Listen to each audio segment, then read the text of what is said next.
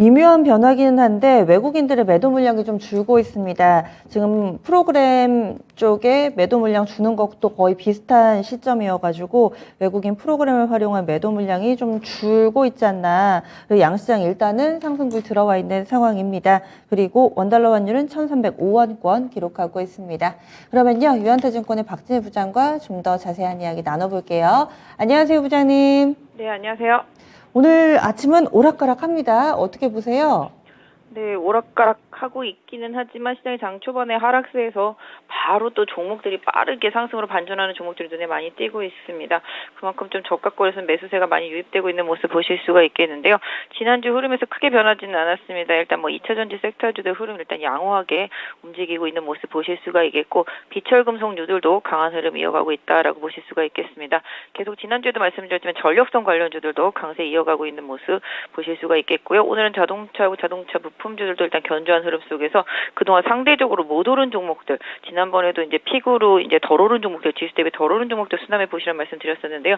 오늘 조선주들과 조선 기자재주들 다 급등하는 모습 보실 수가 있겠습니다. 오늘도 LG화학 초강세 보여주고 있는 모습 보실 수가 있겠습니다. 전반적으로 좀 교육 테마주들이 정부의 정책 변화 기대감 때문에 강세를 보여주고 있는 모습 보실 수가 있겠고요. 뭐 반도체 쪽에 살짝 디램 하반기에 좀 안 좋을 것 같다라는 뉘앙스의 얘기들이 계속 나오면서 오늘 반도체들이 조금 대형주 단에서 조금 안 좋습니다만, 기판 쪽에서 호실적을 발표한 심텍이 급등을 하면서 코리아 서킷하고 대덕전자, 이스페타시스 등도 강하게 올라오는 모습 보실 수가 있겠고요. 로봇 관련주들도 계속적으로 기대감이 있다라는 리포트들 좀 나오면서 오늘 장 초반에 초강세를 보여줬던 모습 보실 수가 있겠습니다.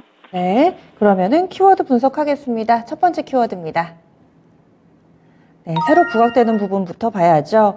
2025년 정도부터는 초등학교 1학년이 이젠 8살이 아니라 7살이 될 것 같다. 이렇게 학제 개편 이슈가 나왔습니다. 이런 내용에는 어떤 대응 전략이 필요할까요?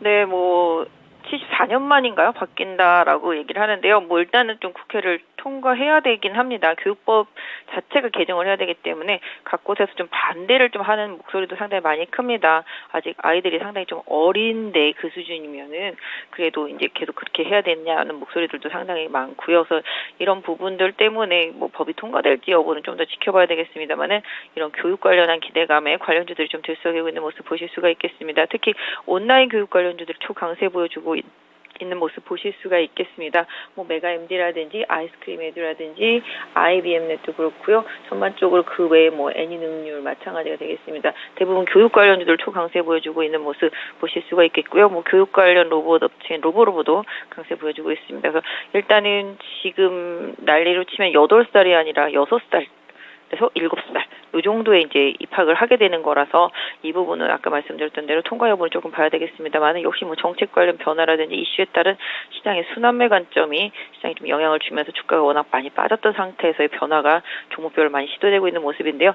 장 초반보다는 윗꼬리가 달리면서 좀 밀리고 있어서 뭐 추격 매수하기보다는 일단 뭐 뉴스의 진행 상황, 법적인 그런 부분들, 이런 부분들이 좀 변화를 봐야 될 것 같은데요. 이제 종목별로는 아까 말씀드린 대로 덜 오른 섹터, 안 오른 섹터 쪽에서 계속 호재를 좀 찾아가지고서 강하게 움직인다라는 점, 이 점에 조금 집중하시는 게 좋겠습니다. 그래서 단기적으로 바닥권 탈출에 대한 거래량이라든지 이런 부분들은 조금 많이 나타나고 있습니다만은, 추세를 강하게 전환시켜서 뭐 시장이 주도주로서 올라갈지 여부는 조금 더 시장에서 정책적인 변화를 지켜보면서 대응할 필요가 있을 것 같습니다. 네, 다음 두 번째 키워드 넘어가겠습니다.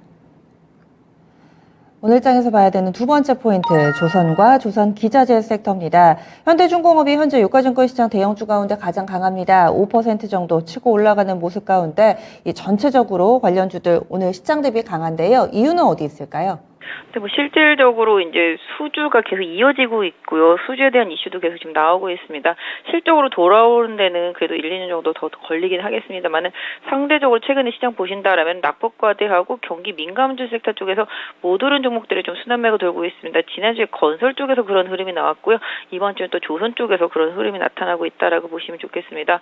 뭐 지금 보시면 현대중공업도 일단은 실적에 대한 기대감, 사실 최근에 계속 실적 발표에 따른 일정을 두고서 제가 항상 말씀을 드리면서 트레이딩을 좀 하셔도 되겠다라는 말씀을 드리는데요. 크게 시장에서 실적 미스만 안 하면 상당히 관대한 대응이 나오고 있습니다. 현대중공업도 그런 이슈 좀 부각이 되면서 강한 흐름 보여주고 있고요. 지금 현대 미포조선도 지금 초강세 보여주고 있는 모습 보실 수가 있겠습니다. 대우조선도 소폭 올라 있는 모습 보실 수가 있겠고요. 삼성중공업도 실적은 부진했지만 일단 반등이 나오고 있는 모습 보실 수가 있겠습니다. 그러다 보니까 조선 기자재 업체들도 초강세입니다. 태광이라든지 성광밴드 등도 강하게 다시 올라와주는 모습 보실 수가 있겠고요. HDS 엔진이라든지 STX 엔진 이런 부분들도 계속 강세를 보여주고 있는 모습 보실 수가 있겠습니다. 그래서 기본적으로 아까 말씀드렸던 대로 지수의 민감한 섹터 안에서 덜 오른 종목들 중에서 실적 발표와 함께 이슈가 나타나다 보니까 관련되어 있는 업체들도 강세를 보여주고 있고요. 역시 조선은 수주 산업이다 보니까 최근에 발표되는 여러 가지 좀 수주 이슈 이런 부분들도 좀 영향을 주고 있다라고 보실 수가 있겠습니다. 이번엔 마지막 키워드 보겠습니다.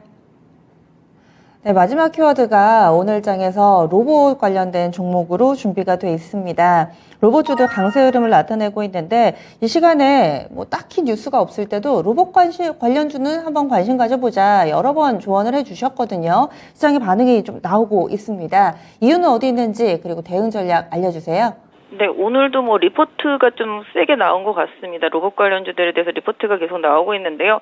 어쩔 수 없습니다. 경기 침체에 대한 우려감, 기업들의 실적에 대한 부분들을 로봇으로 이제 제어를 하려고 하고 있죠. 그래서 기본적으로 고정비, 인건비를 줄이고자 하는 기업들의 노력들이 계속적으로 로봇 산업 쪽으로 발전을 합니다. 이제 식당에서는 서빙 로봇이라든지 산업에서는 산업용 로봇도 되겠고요. 여러 가지 보안용 로봇도 마찬가지가 되겠습니다. 그리고 또 지금 교육도 마찬가지죠. 교육용 로봇도 마찬가지 되겠는데요. 로봇에 대한 관련주들이 시장에서 계속 좀 이슈가 되고 있고요. 요번달 중순에 삼성에서 잼스 힙이라고 보행을 보조하는 로봇 출시될 예정인데요. 이 부분도 영향을 좀 주고 있다라고 보시면 좋겠습니다. 일단 시장에서 계속 아까 말씀드렸던 대로 침체, 그다음에 임금 인상, 그런 기업의 비용 지출에 대한 부분들 계속 고려되는 부분 속에서 로봇 산업에 대한 발전이 계속적으로 좀 필요하다라고 보여지고 있고요. 이런 부분들이 시장에서 계속적으로 긍정적인 업황, 2차 전지라든지 이런 쪽과 비슷한 개념으로 업황에 대한 확산 이런 부분들이 영향을 주고 있다라고 보실 수가 있겠습니다. 레인보우 로보틱스 초강세 보여주면서 급등한 상태이고요. 가장 지금 주도적인 역할을 해주고 있습니다. 또한 최근에 조금씩 올라오기 시작한 유일 로보틱스하고요. 그다음에 로보티즈 이런 부분들도 강세를 보여주고 있습니다. 그 외 다른 로봇주들도 강세를 보여주고 있는데요. 로봇주들은 비단 오늘뿐만 아니라 앞으로 산업적인 측면에서 봤을 때 계속적으로 물론 자율주행도 어떤 면에서 본다라면 로봇과 관련되어 있다고 보실 수가 있겠는데요. 궁극적으로 산업의 방향성이 우상향인 종목들을 잘 골라내서 그 안에서 좀 저가일 때 시장 상황을 좀 잘 이용을 하는 그런 투자 전략이 우상향인 산업의 섹터에서는 계속적으로 해당 섹터뿐만 아니라 다른 섹터에서도 필요하다라고 보실 수가 있겠습니다. 산업 방향이 우상향인 섹터에서 종목을 잘 골라보자 조언을 해주시네요. 그럼 오늘 전체적으로는 오프닝 픽 어떻게 잡으셨어요? 네, 시장이 상당히 강합니다. 일단은 그럼에도 불구하고 이번 달 특히 이번 주에 미국의 경제 지표 집중되어 있습니다. ISM 제조업 지수라든지 중국의 차이신 제조업 지수, 미국의 ISM 서비스업 지수 다 기다리고 있고요. 또 미국의 이번 주에 또 AMD도 실적 발표 기다리고 있습니다. 그래서 이번 주 상당히 좀 변동성 클 것 같습니다. 그동안은 발표되는 지표가 나쁘면 그 나쁜 거를 호재로 받아들이면서 시장에 올라왔는데요. 이번 주에도 만약에 그런 흐름일지는 좀 지켜보셔야 되겠습니다. 그래서 시장의 반응을 좀 보셔야 될 것 같은데요. 일단 지수 대비해서 종목별로 덜 오른 종목에 대해서 관심도는 계속 유지하는 게 좋겠습니다.